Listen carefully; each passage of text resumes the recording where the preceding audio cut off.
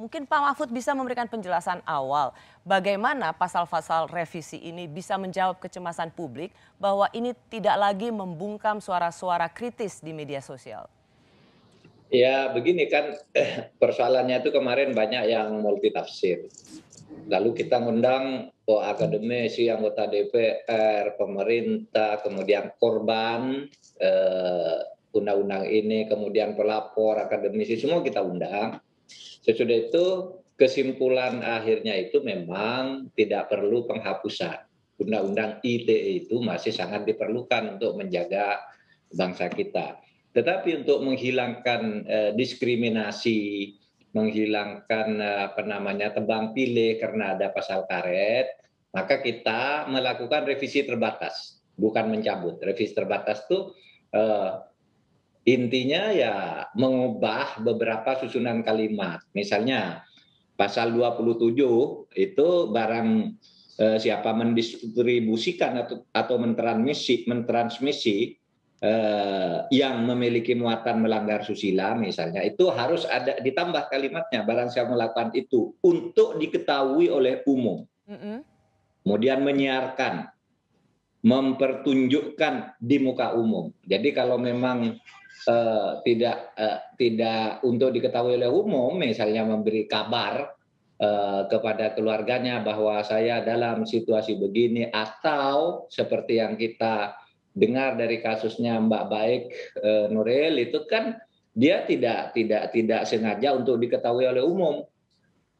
Satu, dia untuk sendiri itu, kemudian yang kedua yang menyebarkan bukan dia. Nah, berarti ini tidak kena sekarang. Tapi kalau rumusan yang dulu memang bisa saja ditarik-tarik, malah menguntungkan penjahatnya gitu. Itu yang pasal 27 misalnya. Boleh di situ dulu Pak Mahfud? Boleh, Boleh. silakan. Kan pasal 27 misalnya nanti Bu Baik Nuril bisa langsung bertanya pada Pak Mahfud. Saya tahu Ibu Baik Nuril juga diajak bicara dan diskusi dalam penyusunan revisi terbatas pasal-pasal Undang-Undang ITE. Pak Mahfud kan kalau dalam konteks contoh kasus Pak Bu Baik Nuril ini kan ia dianggap menyebarkan kasus-kasus bermuatan asusila. Sehingga penegak hukum langsung mengatakan iya itu asusila. Tapi di sini bukan soal konteksnya menyebarkan untuk pribadi atau bukan, tetapi kalaupun ia mendistribusikan itu adalah dalam kasus untuk membela dirinya karena ia terkena pelecehan seksual dari kepala sekolahnya.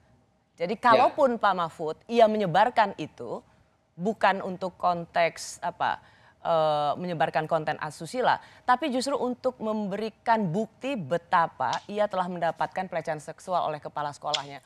Apakah perjuangan-perjuangan seperti Bu Baik Nuril ini juga mendapat perlindungan? Karena kalau penegak hukum dia akan bilang ya ini konten asusila, tapi apa yang dilakukan oleh Bu Baik Nuril kan ada pembelaan Pak Mahfud.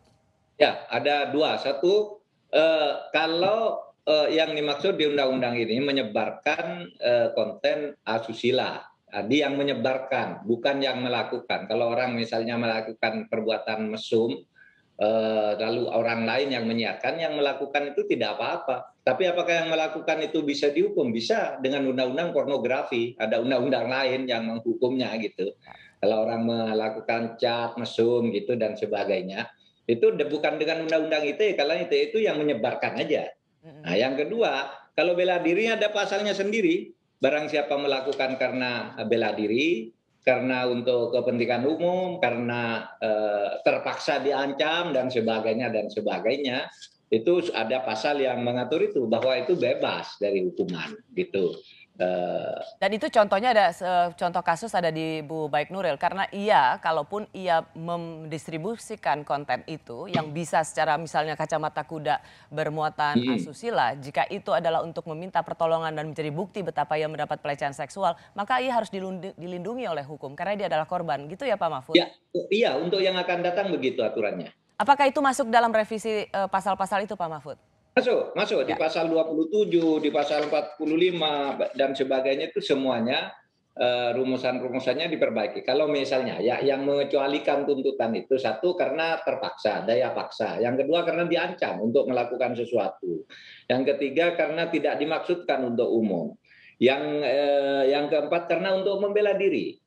Yang kelima, karena misalnya untuk kepentingan umum ini harus diketahui karena ini bahaya bagi umum misalnya, Ya. yang seperti itu bebas. Tinggal nanti kan pembuktiannya saja kalau terjadi itu di pengadilan.